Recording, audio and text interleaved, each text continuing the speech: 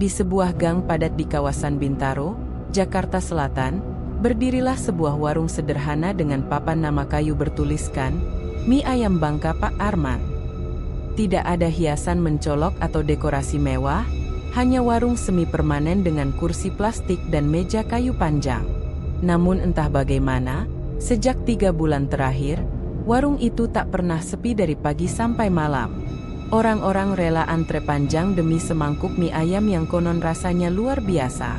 Bahkan beberapa pelanggan menyebutnya sebagai mie ayam ternak se-Jakarta Selatan. Sebuah klaim yang terdengar berlebihan, tapi semakin hari semakin banyak yang membenarkannya. Pak Arman, pria paruh baya berusia 50 tahun, berdiri di balik meja saji dengan senyum ramah yang tak pernah lepas dari wajahnya. Tubuhnya agak tambun, kulitnya sawo matang dengan gurat usia yang jelas terlihat di sudut matanya. Ia tidak banyak bicara, hanya fokus pada pekerjaannya. Mengaduk mie, menyiram kuah, menabur topping ayam kecap yang aromanya menggoda. Pelanggan yang makan di tempat hampir semuanya memuji rasa mie ayam Pak Arman. Kuahnya gurih, mie-nya kenyal sempurna, dan potongan ayamnya berlimpah serta kaya bumbu. Namun, satu hal yang mulai menjadi perbincangan adalah bahwa rasa mie ayam tersebut berubah saat dibungkus. "Sumpah, pas makan di sini rasanya kayak mie surga," ujar Tegar, seorang mahasiswa yang duduk di bangku panjang bersama 2 temannya.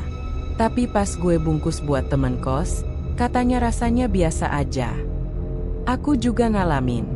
Aku bungkus buat adikku, dia bilang asin dan hambar," sahut Intan, perempuan muda yang mengenakan kemeja kerja, jelas baru pulang dari kantor. Pak Arman hanya tersenyum tipis ketika mendengar perbincangan itu. Tidak membantah, tidak juga mengiyakan. Di balik warung, seorang pria tua duduk di dekat gerobak parkir, memperhatikan suasana dengan sorot mata yang tak seramah Pak Arman. Namanya Pak Didi, tukang parkir warung itu. Rambutnya sudah memutih, tubuhnya kurus, dan matanya tajam. Ia bukan hanya menjaga kendaraan, tapi seolah mengawasi sesuatu yang lebih dari sekadar lalu lalang pelanggan. Menjelang pukul 9 malam, suasana mulai sepi. Lampu warung mulai diredupkan, tanda waktu tutup sudah dekat. Pelanggan terakhir masih menikmati mie mereka dengan lahap, sementara Pak Arman mulai membersihkan meja saji. Tiba-tiba, dari arah belakang dapur, terdengar suara lirih. Suara perempuan menangis. Bukan teriakan, bukan isakan keras, tapi tangis lirih yang pelan, panjang, dan penuh kesedihan. Beberapa pelanggan yang mendengar langsung saling menoleh. "Kalian dengar enggak barusan?" bisik seorang perempuan yang hendak membereskan tasnya. "Suara orang nangis ya? Dari mana tuh?" Pak Arman pura-pura tidak mendengar. Ia tetap menyeka meja dengan kain lap, gerakannya tenang seperti biasa. Namun, jika diperhatikan lebih dekat, tangan kirinya sedikit gemetar. Pak Didi menegakkan tubuhnya, memandangi arah dapur dengan dahi mengerut. Ia lalu berdiri, berjalan mendekat ke warung, dan berkata pelan pada Pak Arman, "Masih belum selesai rupanya malam ini." Pak Arman menatap Pak Didi sejenak, sebelum akhirnya mengangguk pelan. Tak ada satu kata pun yang keluar dari mulutnya. Pelanggan terakhir bergegas pergi, entah karena sudah kenyang atau karena suasana yang mendadak dingin. Hawa malam di sekitar warung terasa berbeda. Angin semilir berhembus pelan, dan dari celah tirai dapur, terdengar sekali lagi tangisan lirih yang membuat bulu kuduk siapapun meremang. Malam itu, Rani, seorang anak kos yang tinggal 2 gang dari warung, melintas dan melihat lampu warung yang hampir padam. Ia menoleh karena suara tangisan itu terdengar jelas dari tempatnya berdiri. Suara yang seolah berasal dari dalam, namun merambat keluar lewat angin. Ia berhenti melangkah. Wajahnya tegang, matanya menyipit, berusaha melihat ke dalam warung. Tapi semuanya terlalu gelap. Ia hanya bisa melihat siluet Pak Arman yang berdiri membelakangi dapur, diam seperti patung. Tanpa sadar, Rani menghela napas panjang dan bergumam, "Itu bukan suara orang biasa." Dan malam pun menutup warung mie ayam itu dengan keheningan. Namun bagi mereka yang peka, suara tangisan itu masih terdengar, samar, seperti berasal dari dasar sesuatu yang dalam, dan bukan hanya dapur. Rani duduk di depan kosnya, menikmati angin malam sambil membuka bungkus mie ayam yang baru saja ia beli dari warung Pak Arman. Matanya masih menyimpan rasa penasaran setelah tadi malam ia mendengar suara tangisan dari warung itu. Kini, ia ingin mencoba satu hal, membuktikan apakah benar rasa mie ayam itu hanya enak bila dimakan di tempat. Ia menatap bungkus plastik bening berisi mie, kuah dipisah dalam plastik terpisah, dan topping ayam dalam bungkusan kecil. Semua tampak biasa saja. Tidak ada yang istimewa secara tampilan. Tapi Rani ingat jelas betapa semangkuk mie ayam itu terasa luar biasa saat dimakan langsung di warung. Rasanya gurih, wangi rempahnya kuat, dan minyak kenyal dengan aroma khas yang sulit dijelaskan. Ia mulai menuang kuah ke atas mie, lalu mencampurkan ayam kecap yang masih hangat. Setelah diaduk perlahan, ia mencicipi suapan pertama. Rani berhenti. Keningnya mengerut. Rasa itu berbeda. Tetap enak, tapi hambar dibanding yang kemarin ia makan di tempat. Tidak ada sensasi gurih yang melekat di lidah, tidak ada aroma khas yang ia puja-puji sehari sebelumnya. Ia mencoba lagi, kali ini menambahkan sambal dan kecap, berharap rasa itu bisa muncul. Namun hasilnya tetap sama. Kenapa rasanya jadi biasa aja? Gumamnya, sedikit kecewa. Keesokan harinya, Rani kembali ke warung itu. Kali ini, ia memutuskan untuk makan di tempat. Pak Arman menyambutnya dengan senyum tipis seperti biasa. Rani memperhatikan gerak-gerik Pak Arman yang sibuk meracik mie, sesekali berbicara dengan karyawannya yang hanya 2 orang. Warung itu ramai seperti biasa. Pelanggan datang dan pergi, hampir semuanya memuji rasa mie-nya. Setelah pesanan Rani datang, ia mencicipinya. Dan benar, rasa yang ia cari kembali muncul. Rasa gurih yang unik, aroma bawang putih yang kuat tapi tidak menyengat, dan daging ayamnya yang empuk dengan rasa manis gurih yang meresap sempurna. Rani terdiam, memperhatikan mie-nya, lalu melirik ke dapur yang tertutup tirai abu-abu.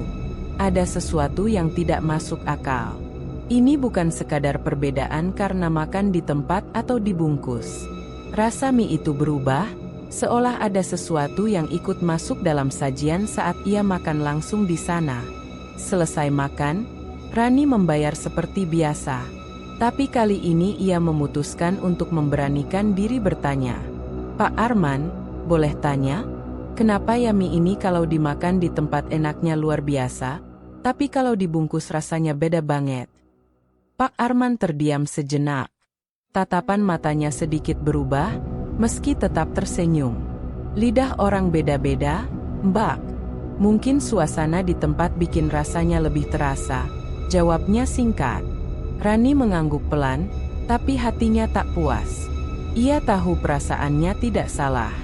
Sore itu, Rani menceritakan semuanya kepada Doni, pacarnya, saat mereka bertemu di taman dekat kos. Doni, pria berusia 30 tahun, berpenampilan santai dengan kemeja flanel dan celana jeans, tampak mendengarkan dengan setengah percaya. Mungkin itu karena makanan kalau dibungkuskan udah agak dingin, jadi rasanya beda, ujar Doni sambil mengunyah gorengan. Bukan itu, Don. Ini beda. Rasanya tuh, kayak mie biasa aja pas dibungkus. Tapi kalau makan di sana, sumpah, kayak ada rasa yang gak bisa dijelaskan. Dan kamu tahu apa yang aneh? Aku dengar suara orang nangis waktu warung itu mau tutup. Doni terkekeh. Aduh, kamu mulai lagi deh mikir yang aneh-aneh. Kamu nonton film horor kebanyakan. Serius, Don? Aku dengar sendiri. Bukan dari film. Ya udah, nanti aku temenin makan di sana. Biar aku yang nilai. Rani mengangguk. Dalam hatinya, ia lega. Setidaknya, Doni mau ikut membuktikan. 2 hari kemudian, Doni dan Rani datang ke warung Pak Arman menjelang sore. Warung masih ramai. Mereka duduk dan memesan 2 porsi mie ayam makan di tempat. Doni memperhatikan sekeliling, lalu berbisik pelan. Warungnya sih biasa aja, ya. Tapi rame banget. Mie ayam datang. Doni mencicipi dan terdiam beberapa detik. Wah, enak juga ya ini. Kayak ada rasa kaldu yang dalam banget. Kan, aku bilang apa? Ujar Rani. Tapi Doni tetap berpikir logis. Mungkin dia pakai teknik masak tradisional. Pakai ayam kampung, rebusan tulang banyak, gitu. Rani tidak membantah. Ia hanya menatap ke arah dapur yang tertutup tirai. Saat itu, ia merasa seperti ada yang mengintip dari balik kain tersebut. Tapi begitu ia menoleh cepat, tak ada siapa-siapa. Setelah makan, Doni iseng meminta 1 porsi tambahan untuk dibungkus. Ia ingin mencoba makan di rumah dan membuktikan sendiri rasa mie-nya.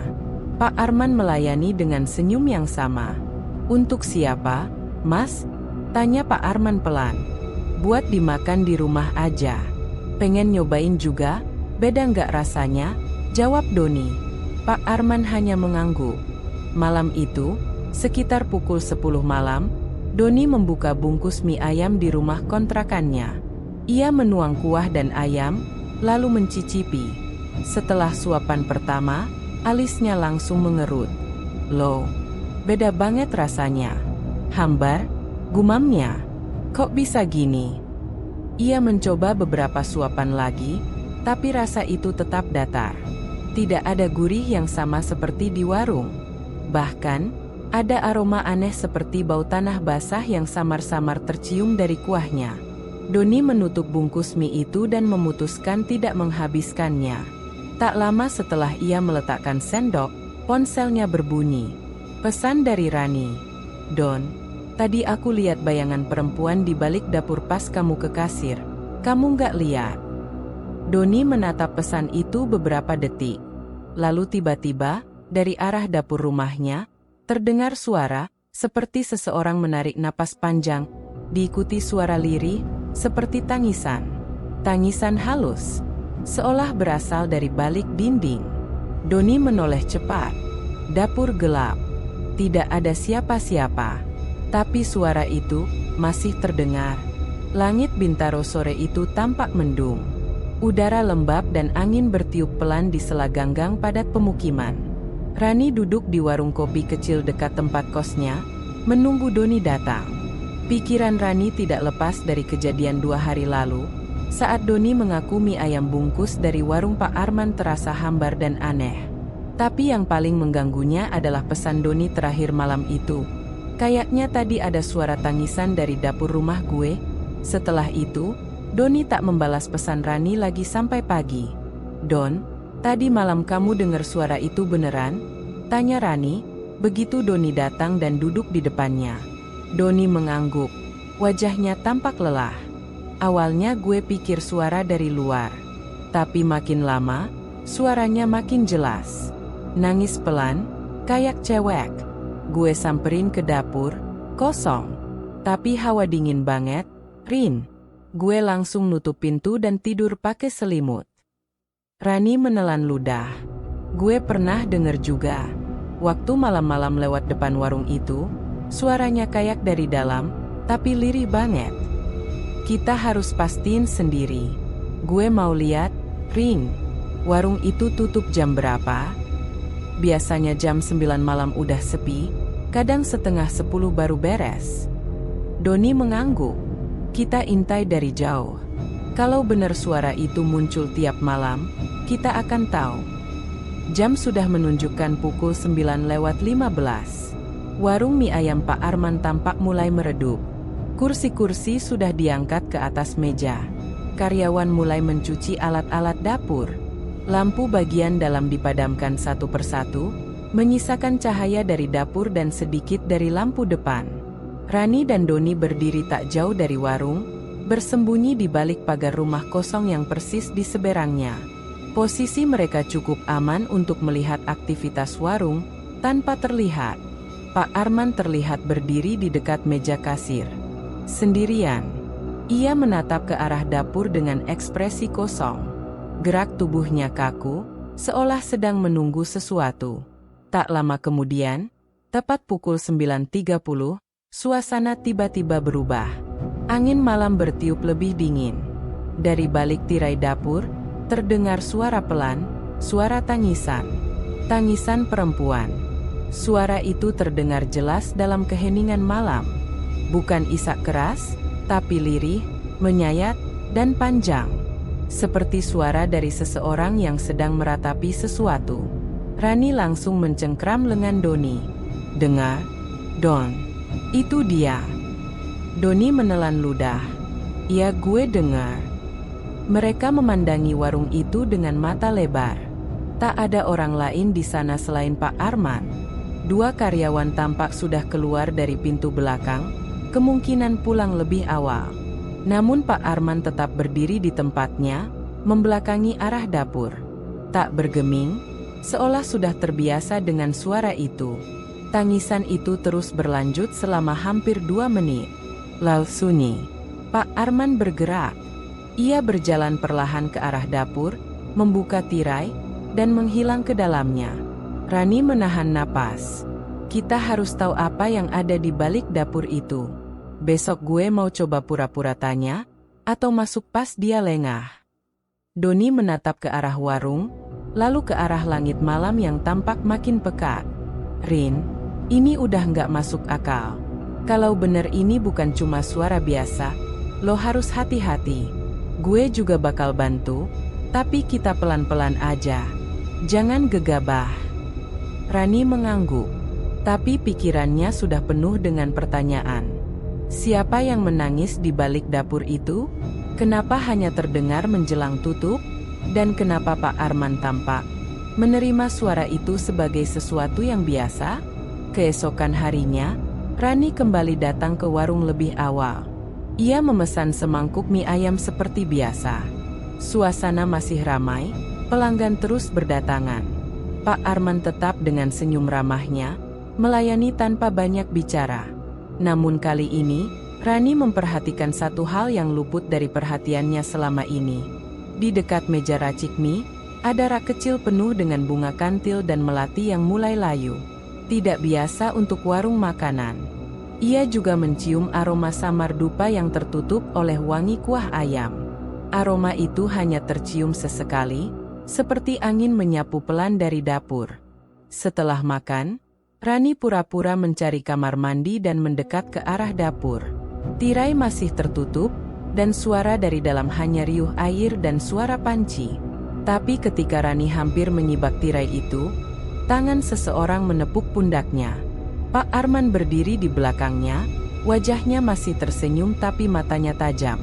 "Mbak, kamar mandi ada di luar, belakang warung. Bukan lewat sini." Rani terdiam, lalu mengangguk pelan. "Oh, iya, maaf, Pak. Saya kira lewat sini." Pak Arman tidak berkata apa-apa lagi. Ia hanya menatap Rani sampai perempuan itu menjauh. Sambil berjalan keluar warung, Rani menoleh sekali lagi ke arah dapur. Ada siluet samar dari balik tirai. Siluet perempuan. Berdiri diam, lalu menghilang begitu saja.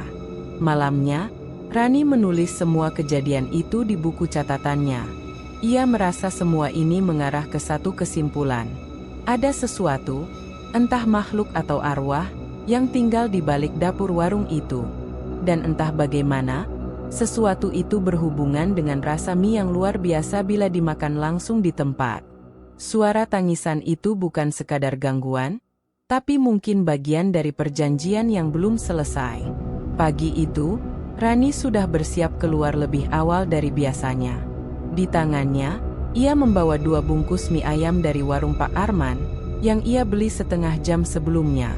1 bungkus untuk dirinya, dan 1 lagi untuk seseorang yang sejak awal tampak memperhatikan warung itu lebih dari sekadar urusan parkir. Pak Didi, pria tua yang sehari-hari duduk di depan warung, menjaga motor dan mobil para pelanggan, tampak duduk santai di bangku kecilnya. Ia sedang menyeruput kopi hitam dari gelas kaca, ditemani sebungkus rokok kretek yang sudah hampir habis. Rani mendekat dengan langkah pelan. "Pak Didi, pagi." Sapanya ramah. Pak Didi melirik dan mengangguk. Pagi, Mbak Rani. Rani tersenyum. Saya bawain mie ayam, Pak. Tadi sekalian beli 2. 1 buat Bapak. Pak Didi mengangkat alis, agak terkejut, tapi tetap menerima. Wah, makasih, Mbak. Rejeki pagi-pagi. Mereka duduk berdampingan di trotoar, tidak terlalu dekat dengan warung, cukup aman untuk bicara leluasa. Rani membuka bungkus mie ayamnya, tapi hanya disentuh sedikit. Ia memang tidak benar-benar ingin makan. Ia ingin bicara. Pak, Rani mulai hati-hati. Bapak udah lama jaga parkir di sini. Pak Didi mengangguk pelan, mengunyah mie perlahan. Udah lama. Dari sebelum warung ini jadi warung mie ayam. Rani menatap Pak Didi dengan penuh minat. Sebelumnya tempat ini apa, ya? Pak Didi meletakkan sendoknya. Wajahnya berubah lebih serius. Dulu, tempat ini rumah kontrakan kosong. Beberapa kali disewakan, tapi nggak pernah betah yang tinggal. Katanya sih banyak gangguan. Gangguan? Rani menahan napas. Ya, suara-suara. Barang pindah sendiri. Ada yang pernah lihat perempuan lewat di dapur padahal rumahnya lagi kosong. Rani bergidik. Terus, gimana ceritanya bisa jadi warung mie? Sekitar setahun lalu, Pak Arman beli rumah ini. Terus direnovasi, dibongkar bagian belakangnya, dijadiin dapur. Awalnya nggak rame, bahkan sempat nggak ada yang beli. Tapi sejak beberapa bulan terakhir, warungnya mulai penuh tiap hari. Rani menatap Pak Didi lebih tajam. Bapak percaya, ada yang nggak beres di warung itu. Pak Didi tertawa kecil, tapi tawa itu tidak hangat. Saya cuma tukang parkir, Mbak. Tapi saya udah lihat banyak hal. Termasuk perubahan wajah Pak Arman dari hari ke hari. Perubahan gimana, Pak? Awalnya Pak Arman itu ceria, ramah. Tapi sekarang, walaupun senyum, matanya kosong. Kayak orang yang terus-menerus capek. Tapi bukan capek kerja. Pak Didi melirik ke arah warung, lalu bersuara lebih pelan. Saya pernah lihat Pak Arman malam-malam, jam 2 pagi, masih di dapur. Sendirian. Lampu mati, tapi ada cahaya dari lilin. Saya curiga dia ngelakuin sesuatu. Rani semakin terdiam. Pak, suara tangisan itu, Bapak dengar juga? Pak Didi menatapnya. Itu bukan suara manusia, Mbak. Dan itu bukan baru-baru ini. Suara itu udah ada dari dulu. Bahkan sebelum Pak Arman punya warung ini. Rani terkejut. Berarti, suara itu berasal dari? Pak Didi menunjuk pelan ke arah belakang warung. Dulu, sebelum direnovasi, ada sumur tua di sana. Sekarang udah ditutup, dikasih lantai keramik. Tapi saya yakin sumur itu masih di situ. Rani menelan ludah. Sumur? Ada yang pernah? Pak Didi menghela napas berat. Ada satu cerita. Waktu rumah ini masih dikontrakkan, pernah dihuni pasangan muda. Si suaminya kerja di luar kota. Si istri sering ditinggal. Beberapa bulan tinggal, perempuan itu ditemukan meninggal di dalam sumur belakang. Katanya bunuh diri, tapi banyak yang percaya dia didorong. Karena nggak masuk akal. Nggak ada jejak luka, tapi mayatnya kaku dan wajahnya penuh ekspresi takut. Rani mematung. Bayangan perempuan menangis yang ia lihat saat hampir masuk dapur mendadak memenuhi kepalanya. Apakah itu arwah perempuan yang sama?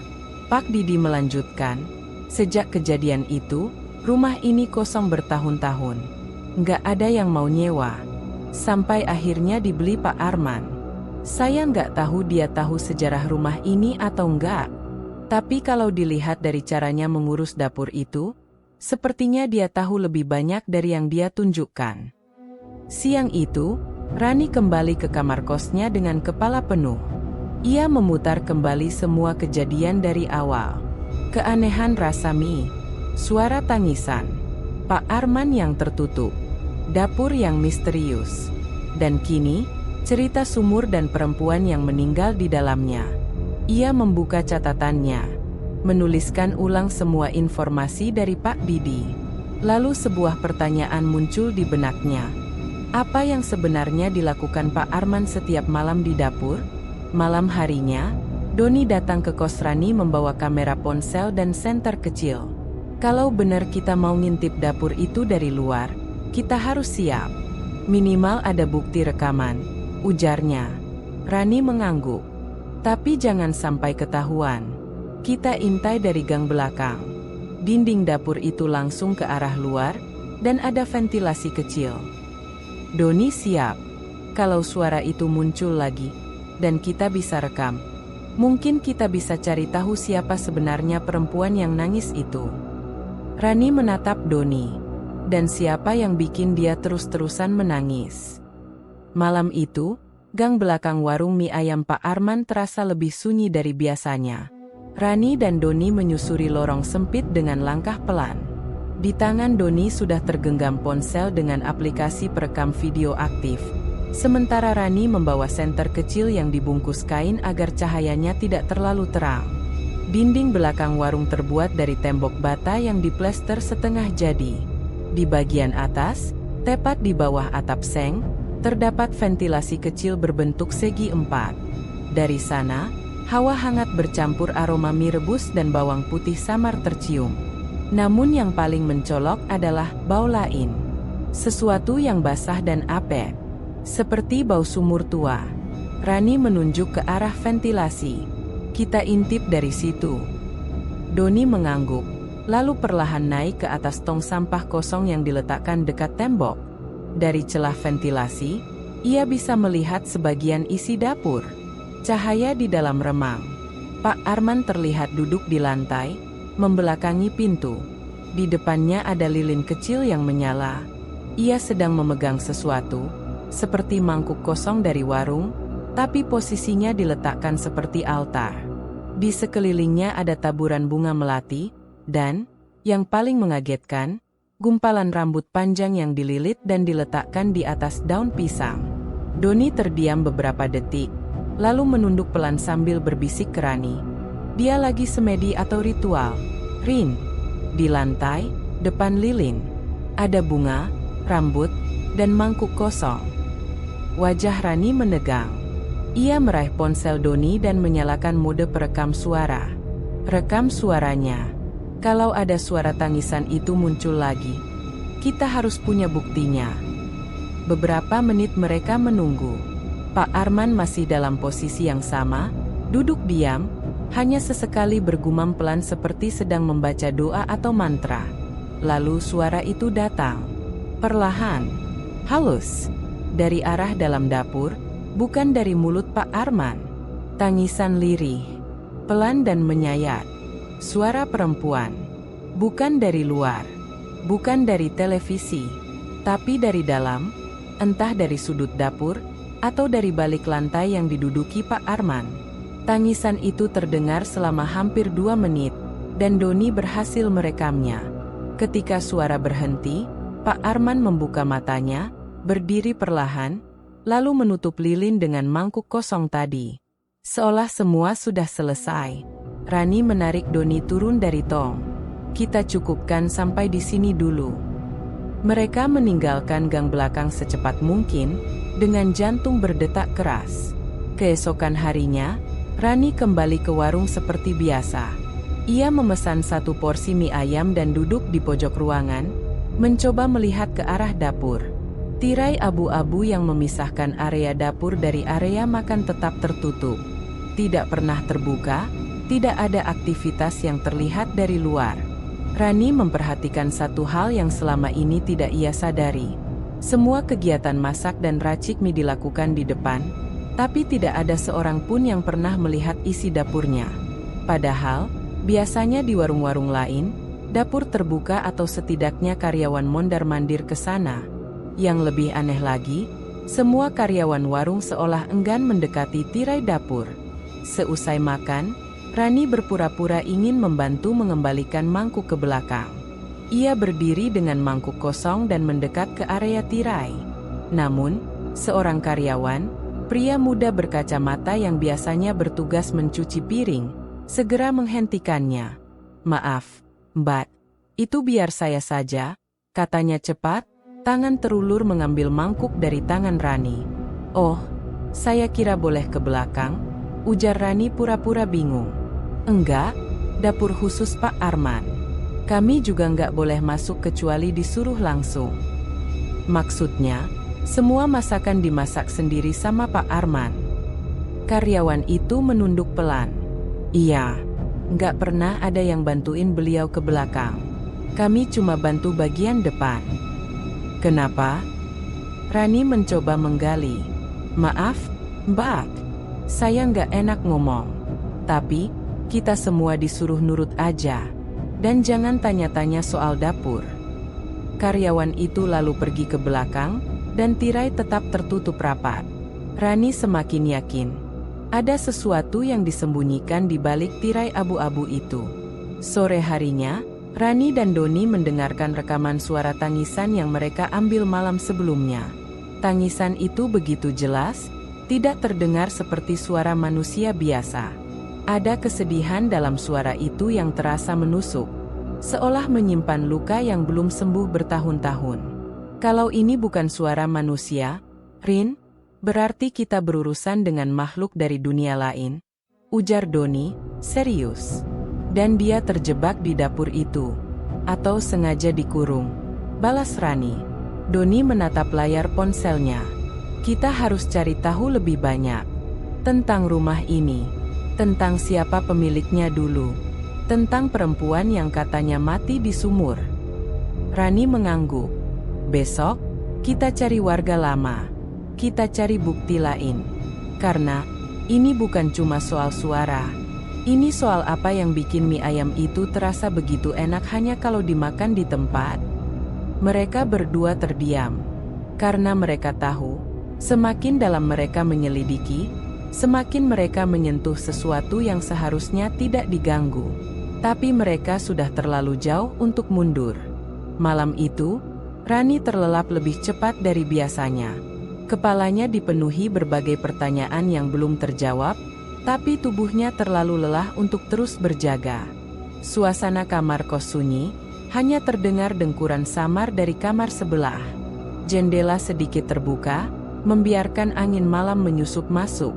Namun, saat jam menunjuk ke pukul 2 dini hari, mimpi buruk mulai menyelinap masuk ke dalam tidurnya.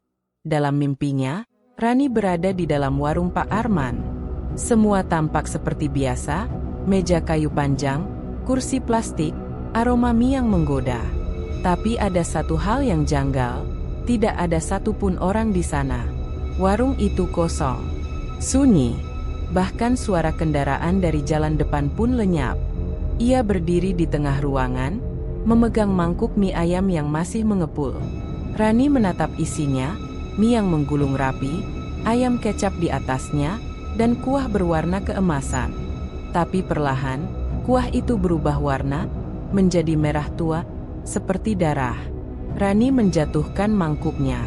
Tiba-tiba, tirai abu-abu di dapur tersibak perlahan.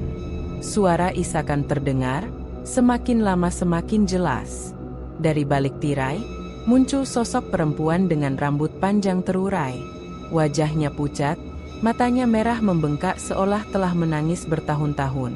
Ia mengenakan gaun putih yang kotor dan basah, meneteskan air, seperti baru keluar dari sumur. Perempuan itu menatap Rani, tidak berkata apa-apa. Tapi matanya, seperti menyampaikan permohonan. "Bebaskan aku." Rani ingin mundur, tapi tubuhnya membeku. Suara isakan itu berubah menjadi jeritan, nyaring, memilukan. Perempuan itu mendekat, wajahnya kini hanya sejengkal dari Rani, dan saat ia membuka mulut, wajahnya hancur. Matanya meneteskan darah. Mulutnya sobek hingga ke pipi. Lidahnya menjulur seperti dijahit kasar. Rani berteriak. Ia terbangun mendadak, tubuhnya berkeringat dingin. Napasnya terengah-engah. Jam menunjukkan pukul 3:04 dini hari. Hatinya masih berdegup keras. Tapi, Suara tangisan dari mimpi itu masih terasa nyata. Dan saat ia menoleh ke arah jendela, tirai kamarnya bergerak pelan. Angin malam diam. Tapi suara lirih terdengar, seperti seseorang menangis dari arah luar jendela. Tangisan perempuan. Rani menahan napas, mematung. Tapi suara itu menghilang beberapa detik kemudian. Sunyi kembali menyelimuti kamar. Pagi harinya, Rani langsung menemui Doni dan menceritakan mimpinya secara detail. Mereka duduk di taman kecil dekat gang utama. Doni memperhatikan setiap detail dengan serius. "Itu bukan mimpi biasa, Rin," katanya setelah Rani selesai bercerita. "Mungkin dia mulai masuk ke alam bawah sadar lo. Dia minta dibebaskan, Don. Tapi gue nggak ngerti maksudnya. Apa dia dikurung, disegel, atau dijadikan tumbal?" Doni menatap layar ponselnya. Ia sedang mencari informasi tentang kematian di rumah bekas warung Pak Arman. Namun, tidak banyak yang bisa ditemukan. Berita lama tidak menyentuh cerita itu. Mungkin karena kejadian tersebut ditutup atau dianggap tidak penting. "Kita perlu bukti fisik," kata Doni kemudian. "Kita harus cari sisa-sisa yang bisa mengaitkan sumur tua itu dengan kematian perempuan itu." "Pak Didi," sahut Rani cepat. "Dia bilang sumur itu masih ada di bawah dapur, cuma ditutup keramik. Kalau kita bisa tembus ke dapur." "Jangan nekat dulu," potong Doni. "Kalau Pak Arman tahu kita usil, bisa bahaya. Kita kumpulkan bukti pelan-pelan." Sore itu, Rani memutuskan kembali ke warung. Kali ini ia membawa cermin kecil yang diselipkan di dalam tas tangannya. Setelah selesai makan dan pura-pura menata rambut, ia mengarahkan cermin ke tirai dapur, mencoba melihat ke dalam lewat pantulan. Ia tak bisa melihat banyak, tapi cukup untuk menangkap sebuah rak kecil di dekat lantai yang berisi potongan bunga dan satu foto kecil. Foto itu buram, tapi dari pantulan cermin, ia melihat wajah perempuan muda yang samar. Perempuan itu mirip dengan sosok dalam mimpinya. Rambut panjang, wajah tirus, dan mata yang penuh luka. Rani langsung merinding. Ia menaruh kembali cermin, lalu bergegas keluar warung. Di luar, Pak Didi sudah berdiri, seolah menunggunya. "Dia datang ke mimpi kamu, ya?" tanya Pak Didi, tanpa basa-basi. Rani terdiam. Pak Didi menghela napas. Berarti dia udah mulai gelisah. "Pak, perempuan itu siapa sebenarnya?" Pak Didi menatap warung yang kini sudah mulai penuh lagi. "Kalau dugaan saya benar, dia bukan cuma arwah penasaran. Dia adalah sumber dari rasa enak itu." Rani terdiam, wajahnya pucat. Selama dia tetap menangis, mie itu akan terus terasa nikmat. Lanjut Pak Didi. Tapi kalau dia berhenti, warung itu akan runtuh. Malam harinya, Rani tidak bisa tidur. Ia membuka kembali catatan dan sketsa yang ia buat. Tangisan, dapur, sumur, perempuan korban. Mie ayam terasa enak bila dimakan di tempat. Semuanya berputar di kepalanya seperti puzzle besar yang hanya tinggal satu kepingan terakhir. Dan kini ia tahu, jawabannya ada di dalam dapur itu. Di balik lantai yang mengilap dan rapi, tersembunyi sisa-sisa sesuatu yang seharusnya tidak dikorbankan demi rasa. Pagi itu, Doni tampak lebih serius dari biasanya. Duduk di halaman kos Rani sambil memandangi ponselnya, ia memutar ulang rekaman suara tangisan yang mereka ambil dari dapur warung Pak Arman. Setiap kali ia mendengarnya, bulu kuduknya berdiri. Tapi di sisi lain, rasa ingin tahunya makin membara. "Rin, kita nggak bisa cuma ngintip dan rekam. Kalau memang ada perbedaan rasa mie itu karena sesuatu yang mistis, kita harus uji langsung. Kita butuh bukti nyata," katanya tegas. Rani mengernyit. "Maksud lo apa?" Doni menoleh ke arah Rani, matanya mantap. "Gue mau makan mie bungkus itu. Tapi kali ini, bukan di rumah. Gue mau bawa ke rumah nyokap gue di daerah Ciputat, dan makan di sana. Jauh dari warung, jauh dari kemungkinan sugesti." Rani terdiam. Ia tahu Doni bukan tipe orang yang mudah percaya hal-hal mistis. Tapi sekarang, Doni justru yang ingin membuktikan semuanya secara rasional. "Lo yakin mau coba?" tanya Rani, khawatir. "Yakin. Kalau memang rasa enaknya hilang saat dibungkus dan dimakan jauh, itu udah cukup jadi bukti kuat ada yang gak beres." Siang hari, Doni datang ke warung dan membeli 2 bungkus mie ayam. Ia sengaja tidak menyentuhnya sama sekali di perjalanan. Sesampainya di rumah ibunya, ia langsung membuka 1 bungkus di meja makan. Ibunya, Bu Tati, yang sudah lanjut usia tapi masih aktif, ikut duduk dan memperhatikan. "Ini dari warung Pak Arman di Bintaro ya?" tanya Bu Tati sambil tersenyum. "Wah, itu warung memang katanya ramai terus." Doni mengangguk. "Ya, Bu. Mau coba?" "Boleh," jawab ibunya. Mereka mulai makan bersama. Tapi begitu suapan pertama masuk ke mulut, ekspresi wajah Doni berubah drastis. Rasa mie itu hambar. Tidak ada gurih yang luar biasa seperti saat dimakan di tempat. Kaldu ayam yang biasanya menguasai lidah, kini terasa datar. Bahkan potongan ayamnya terasa seperti daging biasa, tanpa rasa istimewa. Doni mencoba mengaduk, mencampur, bahkan menambahkan sambal. Tapi rasa itu tetap biasa. Tidak buruk, hanya standar. Ibunya pun berkomentar, "Iya, rasanya biasa aja ya, padahal katanya enak banget." Doni hanya mengangguk pelan. Perutnya mulai terasa sedikit tidak nyaman setelah beberapa suapan. Seolah ada sesuatu yang tidak cocok di perutnya. Setelah makan selesai, ia pergi ke kamar dan mencoba merebahkan diri. Tapi baru 15 menit kemudian, perutnya mulai mulas hebat. Doni segera ke kamar mandi dan menghabiskan waktu hampir 1 jam di sana. Rasa mual dan mulas datang bersamaan, dan peluh dingin membasahi dahinya. Sore harinya, Doni mengirim pesan suara ke Rani. "Rin, gue barusan muntah-muntah parah. Mie itu bener-bener beda banget rasanya.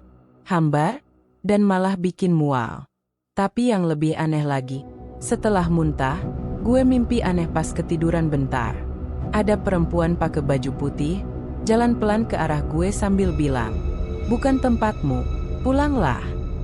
Rani membacanya sambil menahan napas. "Lo yakin itu cuma efek makanan?" balas Rani lewat pesan. "Gue nggak tahu, Rin. Tapi yang jelas, rasa mie itu hilang begitu dibungkus. Kayak ada yang diputus dari warung itu. Dan gue ngerasa lo bener. Mie itu cuma enak karena ada sesuatu yang tinggal di sana. Sesuatu yang gak ikut kalau dibawa pergi." Keesokan harinya, Rani dan Doni kembali duduk bersama Pak Didi di depan warung, menceritakan kejadian semalam.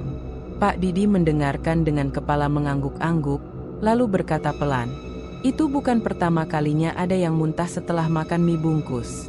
Tapi orang-orang mikirnya cuma karena perut sensitif." "Kenapa bisa begitu, Pak?" tanya Doni. "Karena yang bikin mie itu enak, bukan bumbunya, bukan teknik masaknya. Tapi, penunggu, yang dikunci di dapur itu," jawab Pak Didi. "Pak Didi tahu siapa dia?"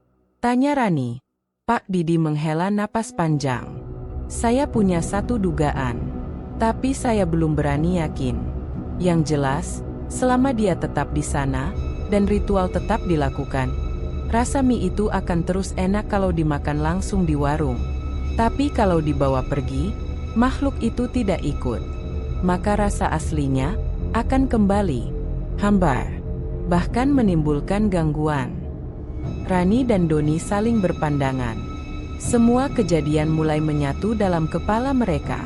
Mie yang hanya enak di tempat, suara tangisan, ritual di dapur, mimpi buruk, dan kini, gangguan fisik yang nyata.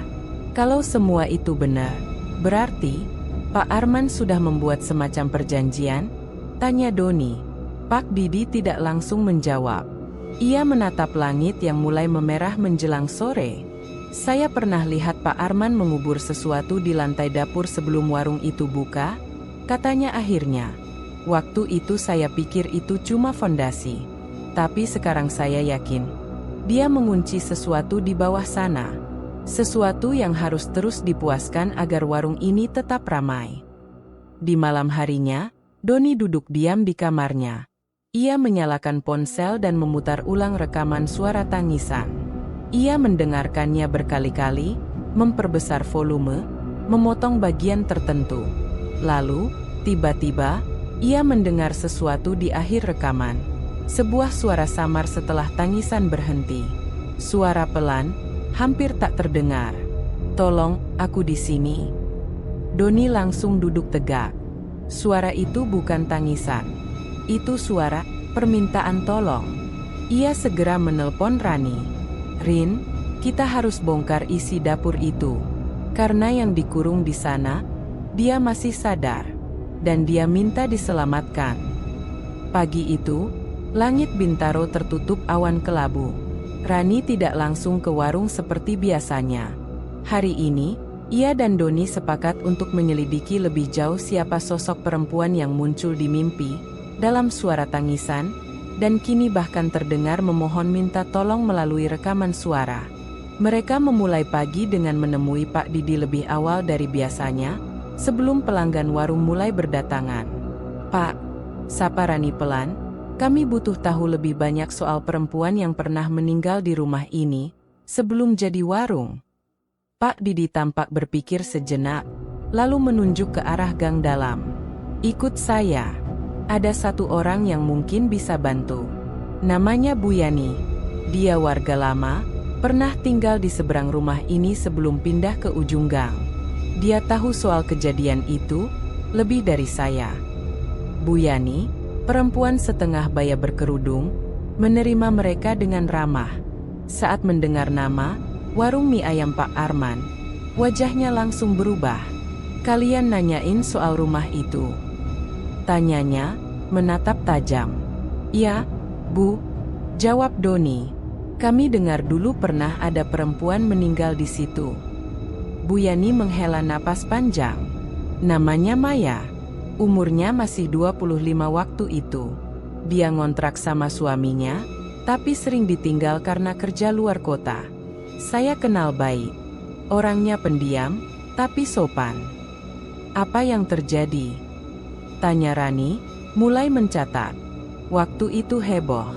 Maya ditemukan meninggal di dalam sumur di belakang rumah. Tapi anehnya, tubuhnya nggak rusak. Air sumurnya pun bersih. Polisi bilang bunuh diri, tapi saya nggak percaya. Maya nggak pernah cerita masalah. Tapi ada satu hal aneh." Bu Yani berdiri, mengambil kotak kecil dari dalam lemari, dan mengeluarkan selembar foto lama. "Ini dia, Maya. Saya masih simpan fotonya. Pernah kita foto bareng waktu acara RT." Rani dan Doni menatap foto itu. Rani langsung terdiam. Itu wajah yang ia lihat dalam mimpi. Mata sayu, senyum tipis, rambut panjang terurai. Tapi yang membuat bulu kuduknya berdiri adalah wajah itu juga yang terlihat samar-samar di cermin kecil saat ia mengintip ke dalam dapur warung Pak Arman. "Bu, apakah Pak Arman kenal Maya?" tanya Rani pelan. Bu Yani mengerutkan dahi. "Nggak pernah lihat dia datang ke sini waktu Maya masih hidup.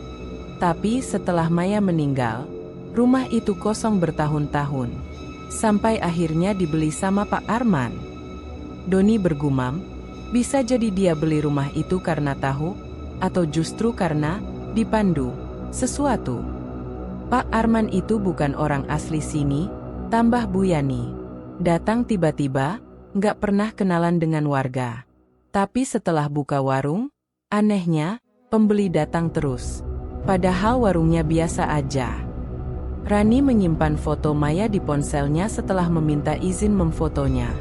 "Bu, terima kasih banyak. Ini sangat membantu." Sebelum mereka pamit, Bu Yani sempat berkata pelan, "Kalau kalian memang mau bantu Maya, hati-hati. Kadang arwah yang minta tolong itu sudah terlalu lama terikat.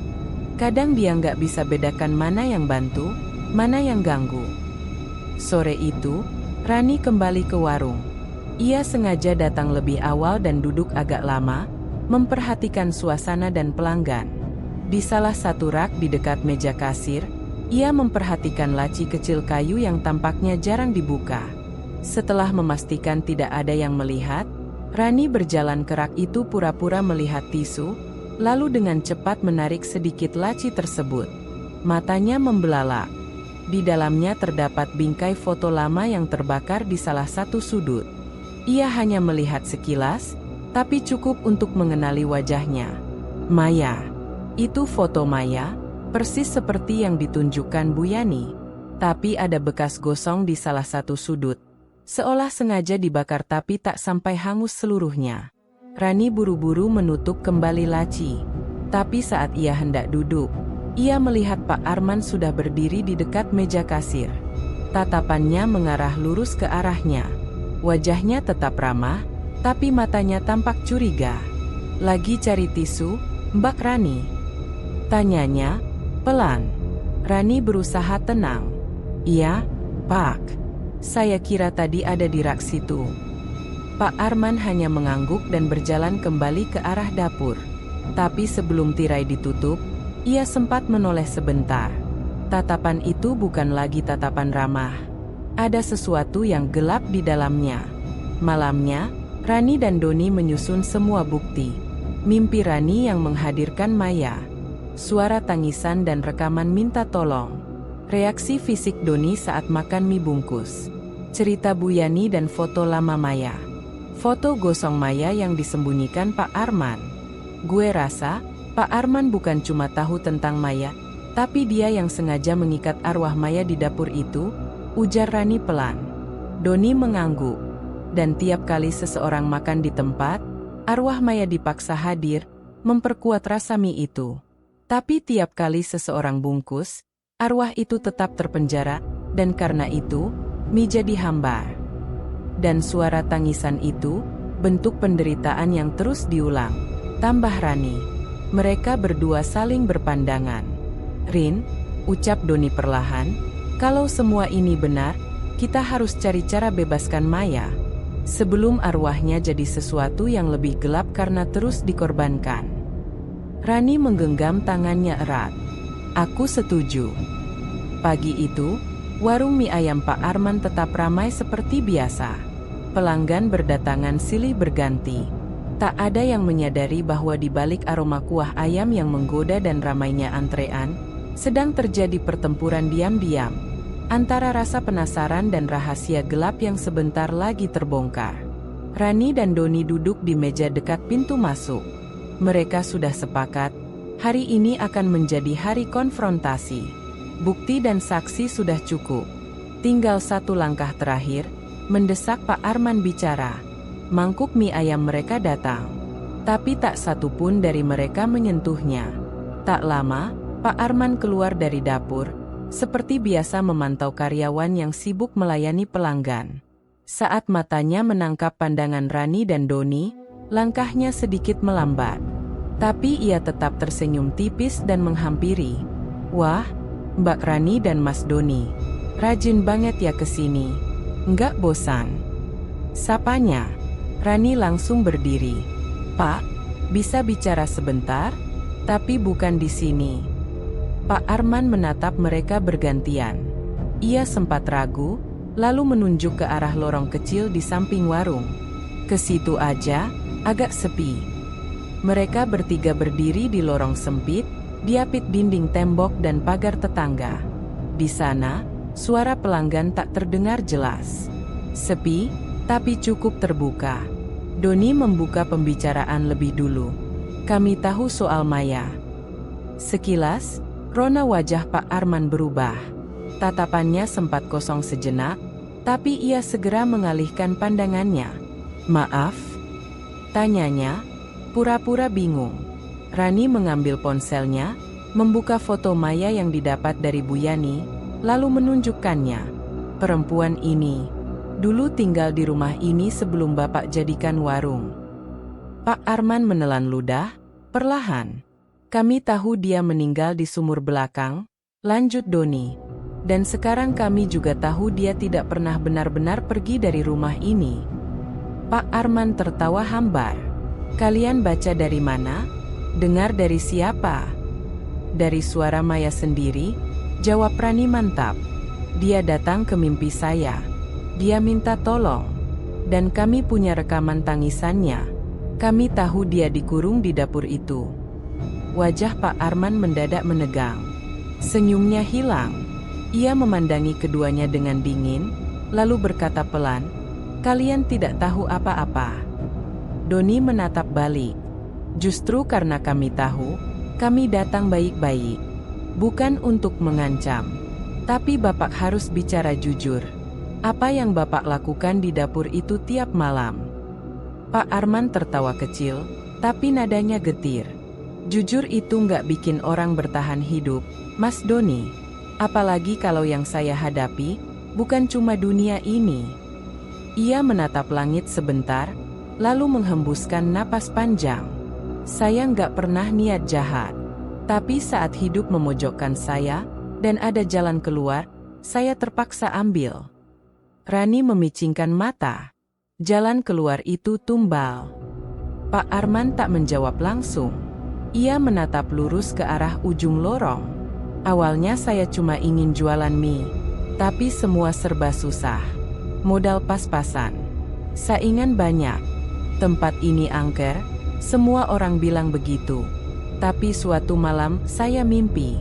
Perempuan datang, duduk di dapur yang gelap. Dia bilang, kalau saya bisa jaga dia tetap di sini, dia akan bantu saya." Doni menegang. "Jaga dia? Jangan biarkan dia keluar. Jangan biarkan dia tenang. Biarkan dia terus menangis." Suara Pak Arman berubah serak. Katanya, selama tangisannya terdengar, rasa mie saya akan enak. Akan beda.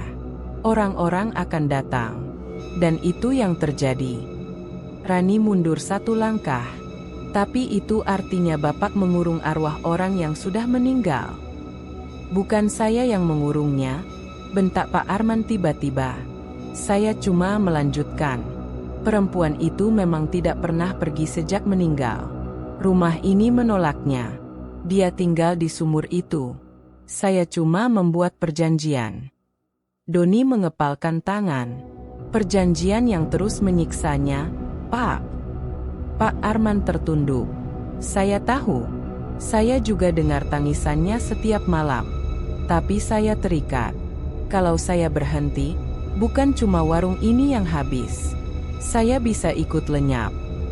Rani menatap tajam. "Bapak sadar, Maya bukan barang. Dia bukan roh jahat. Dia korban. Dan sekarang, dia dipaksa jadi sumber rasa untuk mie Bapak." Pak Arman menatap mereka, kini penuh lelah. "Saya sudah terlalu dalam. Saya nggak tahu cara keluar." Rani mendekat. "Kami akan bantu. Tapi Bapak harus jujur sepenuhnya. Apa yang dikubur di bawah dapur?" Pak Arman terdiam beberapa detik, lalu menjawab pelan, "Foto Maya, potongan rambutnya, dan mangkuk pertama yang saya pakai saat buka warung. Itu semua bagian dari perjanjian." Doni dan Rani saling menatap. Semua mulai jelas. Simbol-simbol pengikat. Medium ritual. Perjanjian pesugihan. "Kami akan selesaikan ini, Pak. Tapi Bapak harus berhenti sekarang juga," tegas Doni. Pak Arman tidak menjawab. Ia hanya menunduk dan meninggalkan lorong perlahan, kembali ke dalam warung. Tapi langkahnya berat. Seperti seseorang yang tahu bahwa semuanya akan segera berakhir. Malam harinya, Rani terbangun dari tidurnya. Ia tidak bermimpi, tapi udara kamar terasa lebih dingin dari biasanya. Dan di pojok ruangan, sekelebat bayangan perempuan berdiri diam, tidak bergerak. Matanya menatap Rani, tanpa berkata apa-apa, tapi seluruh tubuhnya seakan berkata, "Aku masih di sini." Langit Bintaro malam itu gelap gulita. Tak ada bintang. Awan kelam menggantung rendah, seakan ikut menyimpan sesuatu yang pekat dan tak terucapkan. Udara terasa lembab dan pengap, membuat malam lebih mencekam dari biasanya. Pukul 11 malam, Rani dan Doni sudah bersiap di gang belakang warung mie ayam Pak Arman. Mereka menunggu dari jarak cukup jauh, mengamati jendela kecil di bagian belakang bangunan yang langsung mengarah ke dapur. Jendela itu biasanya tertutup tirai tebal, tapi malam ini ada celah kecil yang terbuka. Doni membawa kamera kecil dengan night vision, sementara Rani memegang catatan dan senter kecil. Mereka tak berniat masuk, hanya mengintai. Untuk membuktikan, malam ini, ritual benar-benar dilakukan. Tepat pukul 12 malam, suara langkah kaki terdengar dari dalam dapur. Tirai jendela bergeser sedikit. Pak Arman muncul. Wajahnya berbeda dari biasanya, lebih tirus, kuyu, dan penuh beban. Ia memakai kaos putih lusuh dan sarung, duduk bersila di lantai dapur yang tampak sudah dibersihkan bersih. Di hadapannya, ada mangkuk besar kosong, selembar kain putih, segenggam rambut panjang yang sudah mengering, dan sebuah foto lusuh. Foto Maya. Rani mencengkeram lengan Doni. Itu rambut Maya, dia benar-benar masih simpan. Mereka menyaksikan dengan saksama. Pak Arman menyalakan dupa hitam yang mengepulkan asap pekat. Aroma tajam langsung menyeruak bahkan hingga ke gang luar. Ia mulai melantunkan sesuatu, semacam doa, tapi bukan dalam bahasa biasa. Kata-katanya pendek, ritmis, dan berulang. Suaranya lirih, tapi tegas. Beberapa menit kemudian, suasana di dalam dapur berubah. Lampu berkedip.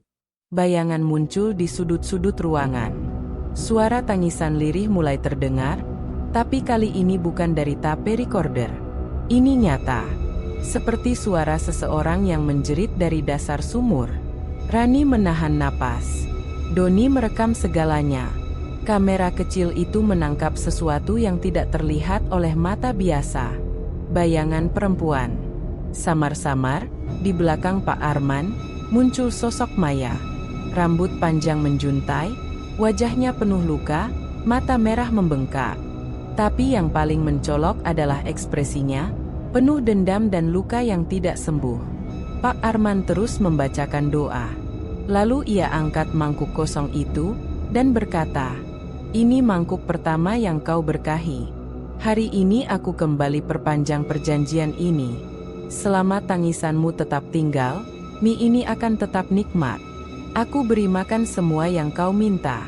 Tapi jangan ganggu aku, jangan ganggu pelanggan." Maya tidak menjawab. Tapi dapur tiba-tiba menjadi sangat dingin. Embun muncul di kaca jendela. Kamera Doni bergetar, sinyalnya sempat kabur sesaat. Tiba-tiba, semua dupa padam serentak. Pak Arman tersentak. Ia menoleh ke belakang, dan untuk pertama kalinya, ia melihat Maya dengan matanya sendiri. "Kau mulai marah?" bisiknya ketakutan. Maya tidak menjawab. Tapi darah menetes dari matanya. Bibirnya bergerak, pelan. Tak bersuara, tapi bisa terbaca. "Lepaskan aku." Pak Arman memejamkan mata.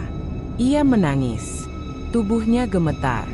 "Aku nggak bisa kalau aku lepaskan kamu. Semua ini habis, aku juga habis." Lalu tiba-tiba, mangkuk di tangannya pecah sendiri, retakannya tajam, serpihannya menyebar ke lantai. Satu potongan pecahan terbang, mengenai lengannya hingga berdarah. Doni buru-buru mematikan kamera. "Kita harus pergi. Ini nggak bisa dilanjut di sini." Rani masih mematung. Tapi ia mengangguk. Dan mereka segera bergegas meninggalkan gang itu sebelum Pak Arman sadar dirinya sedang diawasi. Di kos, mereka memutar ulang hasil rekaman. Bayangan Maya terekam jelas. Tangisannya, gerak mulutnya, dan momen saat mangkuk itu pecah, semua terlihat. Tapi lebih dari itu, di detik terakhir rekaman, muncul suara bisikan. "Tolong aku sebelum aku jadi iblis." Rani menahan napas. Ia memutar ulang bagian itu berkali-kali. Suaranya samar, tapi jelas. Bukan suara yang penuh dendam, tapi suara yang lelah. "Rin," kata Doni pelan. "Kalau arwah Maya sampai berubah jadi iblis karena terlalu lama dipaksa menderita, Dia nggak akan cuma ganggu Mi ini. Dia bisa ganggu siapapun. Rani menatap layar ponsel. Kita harus bongkar lantai dapur itu. Dan bakar semua medianya, lanjut Doni. Dan kubur tulangnya, kalau masih ada di sumur. Mereka saling berpandangan. Tidak ada lagi jalan mundur. Pak Arman sudah tidak bisa mengendalikan Maya. Sekarang waktunya, mereka menyelamatkan Maya, sebelum semuanya terlambat. Pagi itu, suasana di warung Pak Arman berbeda. Beberapa pelanggan mengeluh, rasanya nggak seenak biasanya ya. Komentar itu terdengar dari dua meja berbeda.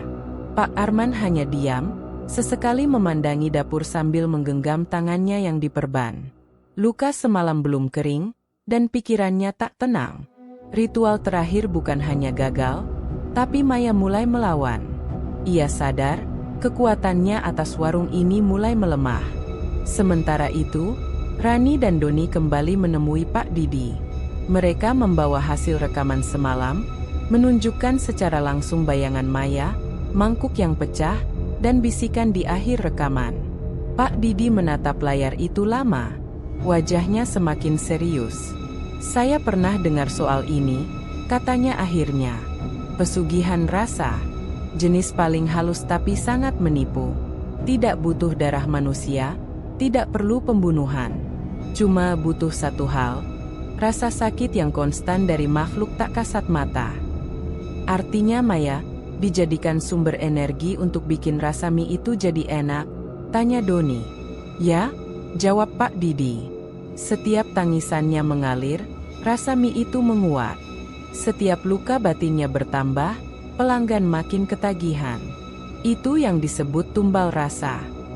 Rani menatap tajam. Lalu ritualnya, apa ada yang harus dihancurkan?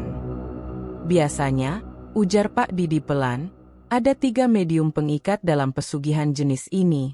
1. Foto korban. 2. Bagian tubuh korban. 3. Benda pertama yang digunakan saat pesugihan dimulai. Rani mengangguk. Kami sudah lihat semuanya. Foto Maya yang terbakar, rambut panjang di mangkuk, dan mangkuk pertama yang pecah kemarin. Kalau begitu, sambung Pak Didi, ikatannya sudah mulai lemah, tapi belum putus. Satu-satunya cara mengakhirinya sepenuhnya adalah buka sumbernya. Sumur, bisik Doni. Pak Didi mengangguk. Kalau Maya benar-benar meninggal di sumur itu, dan tubuhnya masih ada di sana, maka jiwanya belum tenang. Itu sebabnya dia terus menangis. Rani menelan ludah. Kami harus masuk dapur dan membuka lantai itu. Pak Didi berdiri. Saya bisa bantu. Tapi kalian harus siap. Begitu sumur itu terbuka, apapun bisa keluar. Sore itu, mereka bertiga berdiri di gang kecil samping warung. Pak Arman sudah diperingatkan oleh Rani sebelumnya, tapi belum memberikan izin. Namun, menjelang maghrib, warung mendadak sepi. Beberapa pelanggan membatalkan pesanan. Beberapa mengeluh mie terasa hambar. Bahkan ada yang memuntahkan makanannya. Pak Arman terlihat sangat tegang. Ia mondar-mandir di dapur. Rani dan Doni datang, berdiri di ambang pintu. Kalian lihat sendiri, kan? Suara Pak Arman parau. Rasanya hilang. Sejak mangkuk itu pecah, tangisannya berhenti. Aku nggak bisa apa-apa lagi. Pak Didi masuk pelan. Justru itu tandanya kamu harus mengakhirinya, men. Pak Arman menatap mereka satu persatu, lalu mengangguk lemah. Kuncinya di bawah lemari kayu paling ujung. Ada lantai yang sedikit beda. Itu ditutup keramik putih. Di bawahnya sumur itu masih ada. Pukul 9 malam, mereka mulai menggali. Lemari kayu digeser. Keramik putih di ujung dapur dibongkar perlahan. Lapisan semen tipis disingkirkan. Dan di bawahnya, penutup sumur berbentuk besi bulat, berkarat tapi masih kokoh. Ada bekas tali merah melingkar di sekitarnya, seperti simbol segel spiritual. Begitu penutup diangkat, bau tanah dan anyir menyeruak. Sumur itu gelap gulita. Udara di dapur seketika menjadi dingin, seperti tertiup angin dari dunia lain. Pak Didi membaca doa perlahan. Rani dan Doni menyorot ke dalam. Ada sesuatu di dasar sumur. Sesuatu yang tertutup air setinggi lutut. Dan di dasar itu, terlihat sisa-sisa tulang manusia. Tulang belikat, tengkorak, rambut panjang yang masih terikat, gaun putih yang kini menjadi kelabu. Rani tak kuasa menahan air mata. Itu dia. Maya. Suara lirih tiba-tiba terdengar dari dasar sumur. Tangisan kecil, lalu berubah menjadi desahan lega. Lalu, samar, terdengar suara perempuan. Terima kasih. Bersamaan dengan itu, suhu dapur perlahan menghangat. Aroma dupa hilang. Udara terasa bersih, tenang. Tak ada lagi bayangan. Tak ada lagi rasa berat di dada. Arwah Maya telah berpindah. Pak Arman duduk di pojok dapur, menangis pelan. Aku hanya ingin warungku ramai. Aku nggak tahu semua ini akan seperti neraka. Pak Didi mendekat dan meletakkan tangan di bahunya. Kamu bisa mulai lagi, men. Tapi kali ini, dengan cara yang benar. Rani dan Doni menutup sumur dengan kain kafan putih yang mereka bawa, lalu menyegel kembali penutup besi itu. Sumur itu tidak dikubur, tapi disucikan, dan diberi doa agar tak lagi menjadi pintu bagi penderitaan. Keesokan harinya, warung mie ayam itu dibuka seperti biasa. Tapi rasa minyak kini kembali biasa. Tidak buruk, tapi tak lagi istimewa. Pelanggan tetap datang. Tidak sebanyak dulu, tapi yang datang kini bukan karena ketagihan, melainkan karena kenyamanan. Dan yang paling penting, tak ada lagi suara tangisan dari dapur. 2 hari setelah sumur dibuka dan arwah Maya disucikan, warung mie ayam Pak Arman tampak berbeda. Suasana memang masih ramai, tapi tak seramai sebelumnya. Tak ada lagi antrean mengular. Beberapa pelanggan setia tetap datang, tapi banyak dari mereka mengeluhkan perubahan rasa. Kayaknya bumbu kurang ya. Dulu kuahnya lebih gurih, sekarang kayak mie biasa. Pak Arman hanya menanggapi dengan senyum lelah. Tak ada lagi ritual. Tak ada lagi dupa. Ia menolak melanjutkan praktik pesugihan. Tapi ternyata, konsekuensi dari keputusannya tidak berhenti di sana. Malam ketiga setelah penyucian sumur, kejadian aneh mulai terjadi. Pelanggan pertama yang mengalami gangguan adalah Ibu Niken, warga sekitar yang sudah berlangganan sejak awal warung berdiri. Malam itu, ia datang bersama anak laki-lakinya yang masih kecil. Saat sedang makan, Ibu Niken tiba-tiba menghentikan gerakan sendoknya. Matanya menatap kosong ke arah pojok ruangan, tepat di bawah kipas angin tua yang jarang dinyalakan. Pak Arman, itu siapa ya? Di sana? Tanyanya pelan, menunjuk ke pojok. Pak Arman yang sedang membersihkan meja menoleh cepat. Siapa, Bu? Ibu Niken memicingkan mata. Perempuan, rambutnya panjang banget, duduk jongkok sambil nangis. Beberapa pelanggan ikut menoleh. Tapi tidak ada siapa-siapa. Anak Ibu Niken tiba-tiba menangis keras tanpa sebab. Wajahnya pucat dan matanya tak berani menatap ke arah pojok yang ditunjuk ibunya. Udah, Bu. Saya bungkusin aja ya makanannya, ujar Pak Arman tergesa, mencoba menyelamatkan situasi. Ibu Niken mengangguk. Ia cepat-cepat membawa anaknya pergi, wajahnya masih panik. Keesokan harinya, Pak Didi datang lebih awal dari biasanya. Ia membawa berita buruk. Tadi malam saya mimpi, men, katanya pada Pak Arman. Maya belum sepenuhnya pergi. Pak Arman mengernyit. Tapi kita sudah buka sumur itu, sudah disucikan. Semua medianya sudah dimusnahkan. Pak Didi menggeleng pelan. Benar. Tapi kita lupa satu hal. Maya bukan cuma tumbal. Dia juga terikat oleh perasaan, oleh luka, dan oleh semua rasa sakit yang dikumpulkan dari ratusan pelanggan yang tak tahu apa-apa. Doni, yang ikut mendengarkan, menambahkan, artinya selama warung ini masih menyimpan memori rasa itu, Maya masih tersisa di sini. Pak Didi mengangguk. Bayangannya tetap menempel. Apalagi banyak pelanggan yang pernah menikmati rasa mie yang ditarik dari penderitaan Maya. Rani masuk menyusul, membawa kabar lebih buruk. Tadi pagi aku dihubungi Bu Yani. Ada warga yang mengeluh mimpi buruk setelah makan di sini.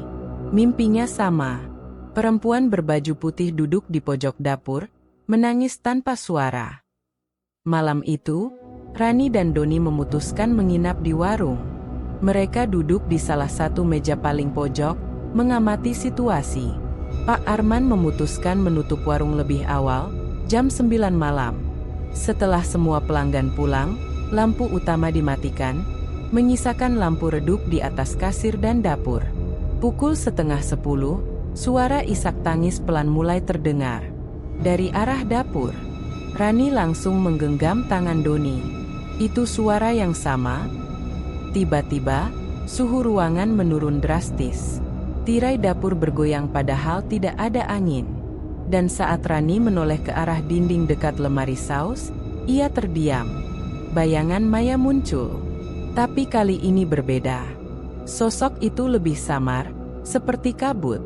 Ia tidak menangis, hanya berdiri memandangi meja-meja kosong. Tapi matanya merah. Dan di wajahnya tak ada lagi luka, yang ada hanya kekecewaan mendalam. Rani memejamkan mata. Ia merasakan seperti desakan batin. Suara Maya berbicara bukan melalui telinga, tapi melalui hati. Kalian sudah buka sumurku, tapi kalian belum bebaskan jiwaku sepenuhnya. Mereka yang memakan penderitaanku, belum tahu. Doni juga melihat bayangan itu. Ia merinding, tapi menahan diri. Apa maksudnya, Rin? Bisiknya.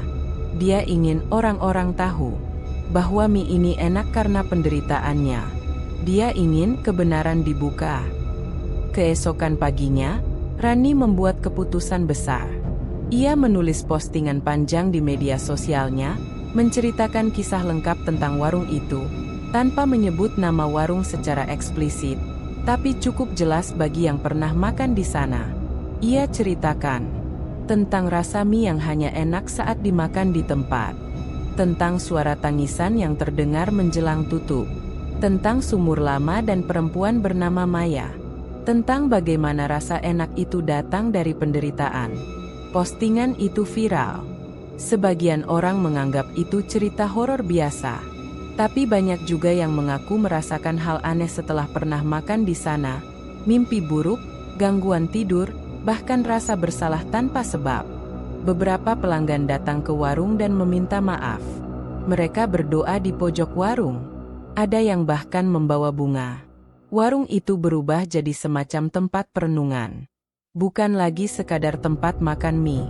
Dan malam itu, untuk pertama kalinya setelah berminggu-minggu, tidak terdengar suara tangisan. Rani bermimpi. Dalam mimpinya, ia duduk sendiri di warung. Maya muncul di depannya. Tapi kali ini, senyumnya lembut. Tak ada darah. Tak ada mata merah. Hanya seorang perempuan muda yang akhirnya bisa pergi.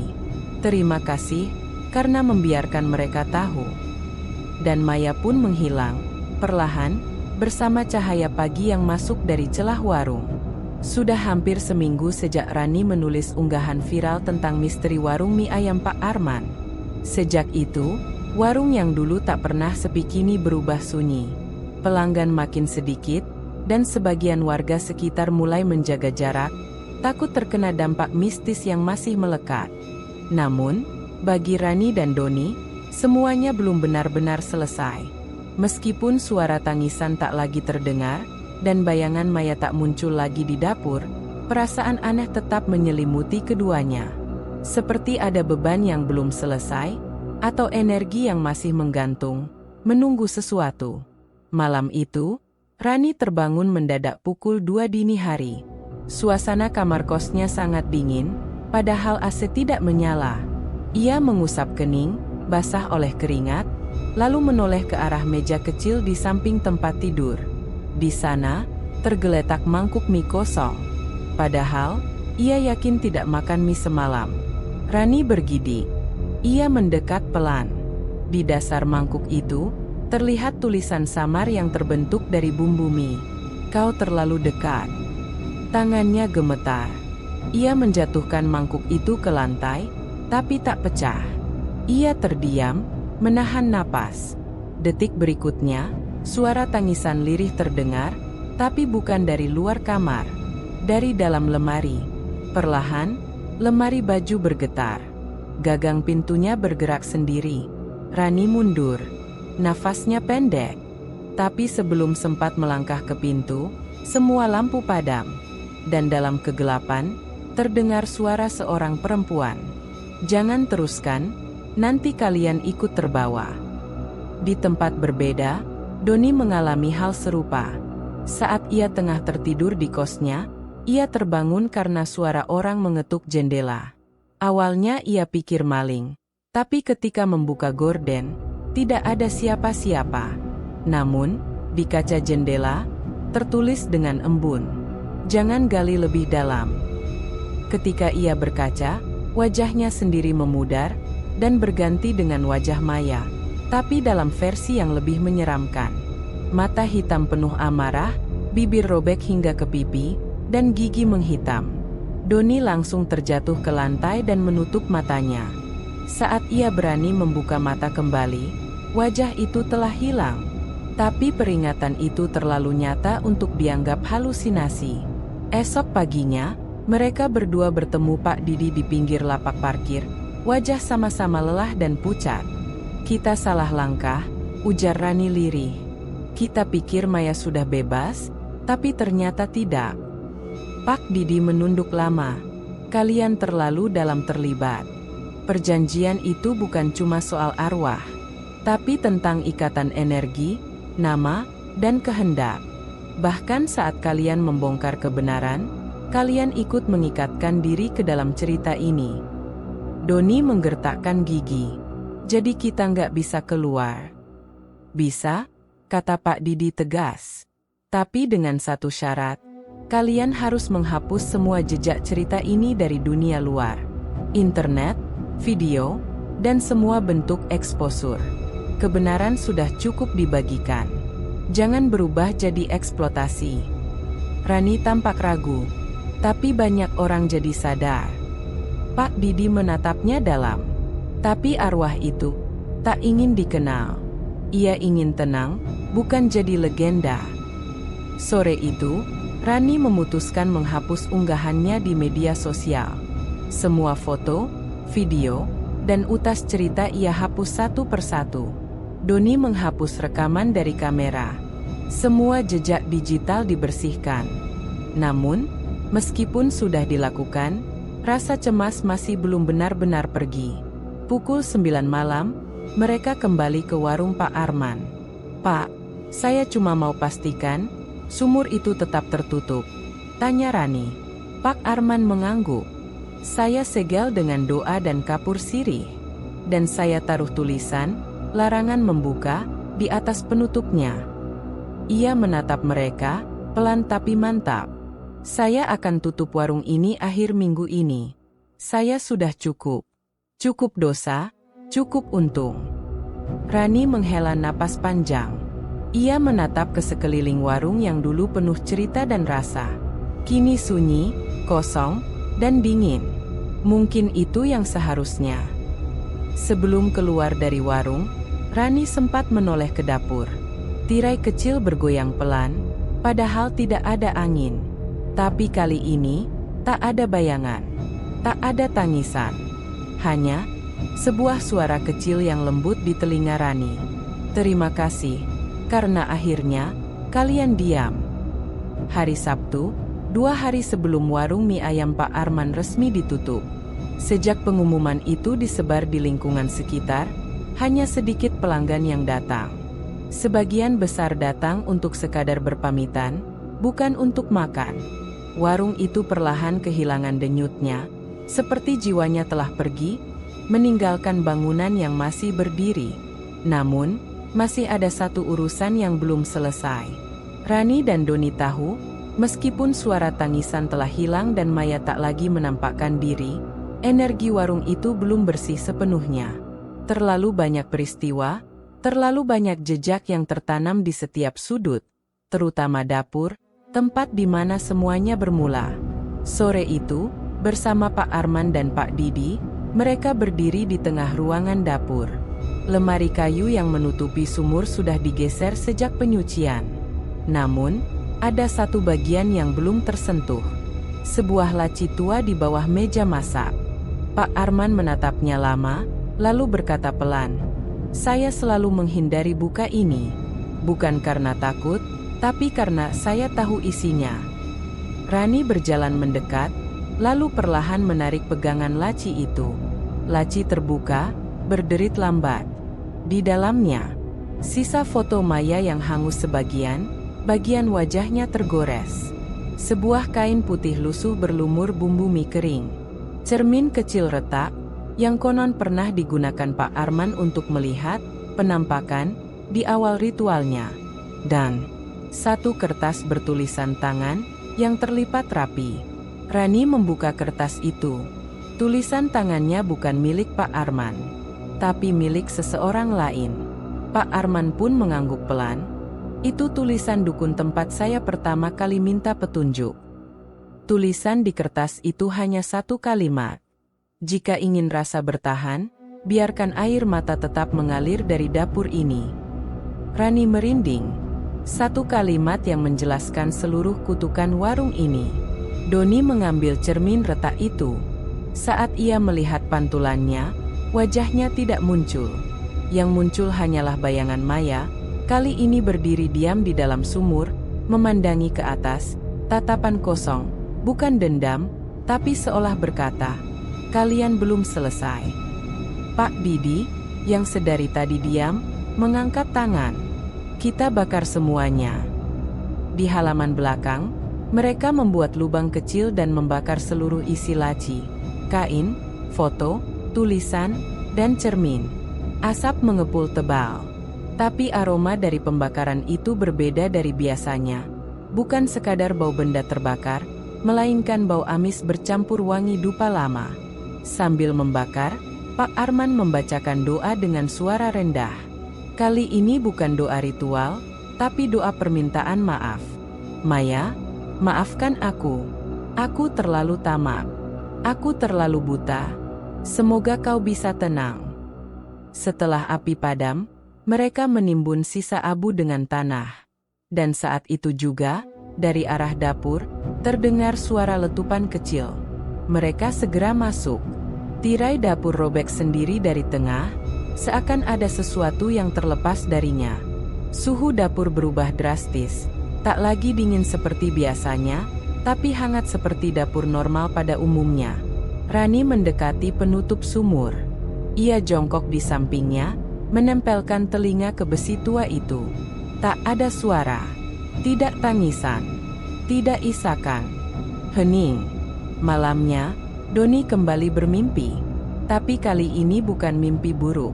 Ia bermimpi berada di warung itu, dalam keadaan bersih, terang, dan penuh cahaya pagi. Di pojok dapur, Maya berdiri dalam wujud normal, seperti perempuan biasa. Tak ada luka, tak ada darah, hanya rambut panjang dan senyuman tenang. "Terima kasih," ucapnya. "Aku akan pergi." Doni sempat bertanya dalam mimpinya, "Kemana?" Maya menjawab sambil berjalan mundur, perlahan menghilang. Bukan ke tempat gelap lagi, tapi ke tempat di mana rasa tidak disiksa. Keesokan harinya, warung Pak Arman resmi ditutup. Spanduk bertuliskan, "Warung tutup sementara," diturunkan.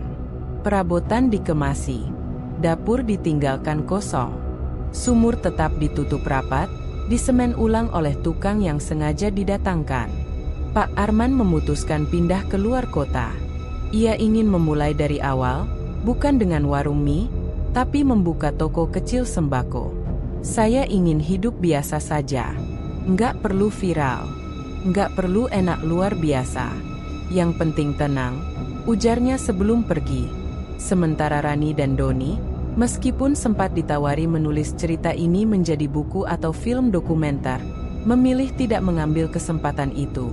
Kisah Maya tidak untuk diperjualbelikan. Cukup sebagai pelajaran bahwa tidak semua kelezatan diciptakan oleh rasa. Sebagian berasal dari luka, dan luka seharusnya tidak dijadikan bahan dagangan. Beberapa bulan telah berlalu sejak warung mie ayam Pak Arman ditutup. Gang kecil di Bintaro tempat warung itu dulu berdiri kini kembali sunyi. Tak ada lagi aroma kaldu yang menyeruak dari sela-sela rumah, tak ada lagi antrean pelanggan menunggu semangkuk mie. Warung itu dibiarkan kosong. Tirai dipaku dari dalam. Spanduk yang dulu bertuliskan, "Mie ayam Bangka Pak Arman, makan di tempat lebih nikmat," sudah lusuh dan terjuntai. Dan yang paling mencolok, dapur belakang telah disegel. Rani dan Doni melanjutkan hidup seperti biasa. Mereka tetap tinggal di kos yang sama, masih bekerja, dan mencoba tidak terlalu memikirkan masa lalu. Tapi sesekali, bila malam terlalu sepi, mereka masih teringat tentang suara tangisan dari dapur, tentang mangkuk pertama yang pecah, tentang wajah Maya yang muncul di balik jendela kecil. Namun, semuanya kini tinggal kenangan. Tak lagi mengganggu, hanya sebagai pelajaran bahwa apapun yang instan dan terlalu sempurna pasti menyimpan harga yang tidak kasat mata. Suatu pagi, Rani menerima pesan dari Pak Didi. Warung itu akan dibongkar hari ini. Pemilik tanah ingin bangun kios baru. Rani dan Doni segera datang ke lokasi. Tukang-tukang sudah mulai menurunkan seng atap, membongkar papan dinding, dan mencabut tiang-tiang kayu. Semuanya dilakukan seperti biasa, tidak ada hal mistis, tidak ada gangguan. Hanya bunyi palu dan gergaji mengisi udara. Namun saat mereka sampai di dapur, tukang penggali menemukan sesuatu. "Pak, ini di bawah lantai, ada besi bundar kayak tutup sumur." Rani langsung menatap Doni. Keduanya berjalan pelan ke arah sumur itu. Penutup besinya masih utuh, tapi sudah ditutup rapat dengan semen. Tidak ada celah, tidak ada celoteh. Namun saat salah satu tukang mulai menghancurkan semen di atasnya, bau menyengat tiba-tiba menyelimuti dapur. Bukan bau bangkai, tapi bau tanah basah dan darah lama. Tukang itu berhenti. "Pak, ada bau aneh." Pak Didi datang dan segera mengangkat tangan. "Jangan dilanjutkan." Ia menatap pemilik lahan yang sedang berdiri di pojok. "Saran saya, bangunlah kios, tapi jangan galinya terlalu dalam. Biarkan lantai dapur tetap tertutup. Jangan ganggu yang sudah tenang." Pemilik lahan awalnya ragu, tapi melihat ekspresi semua orang yang hadir, akhirnya ia mengangguk setuju. Mereka putuskan membangun bagian baru di atas fondasi lama, tanpa menyentuh dasar lantai dapur. Beberapa minggu kemudian, di tempat yang sama, berdirilah kios pulsa dan fotokopi kecil. Tidak besar, tidak ramai, tapi cukup untuk jadi tempat orang lalu lalang. Tak ada lagi cerita mie ayam. Tak ada lagi cerita perempuan menangis. Tapi setiap pukul 9 malam, tukang fotokopi selalu menutup lebih awal. Bukan karena takut, hanya karena, di satu pojok kios, lampu selalu berkedip pelan, seakan mengingatkan bahwa tempat itu pernah menyimpan rasa dan duka dalam satu mangkuk. Rani dan Doni sesekali lewat depan kios itu. Mereka tidak pernah masuk, tidak pernah berhenti. Tapi dalam hati mereka tahu, kisah Maya telah selesai. Ia bukan legenda. Ia bukan hantu yang gentayangan. Ia hanya perempuan yang pernah dikorbankan oleh ambisi manusia, dan kini telah dikembalikan ke tempat yang paling pantas, ketenangan. Kalau kamu suka cerita seperti ini, jangan lupa like kalau kamu menikmati ceritanya. Subscribe supaya gak ketinggalan cerita horor lokal berikutnya. Dan share ke temanmu yang suka kisah mistis, tapi juga penuh makna dan pelajaran hidup. Cerita seperti ini bakal terus hadir, bukan cuma buat menakut-nakuti, tapi juga buat mengingatkan bahwa di balik setiap keinginan, ada harga yang harus dibayar. Sampai jumpa di kisah selanjutnya.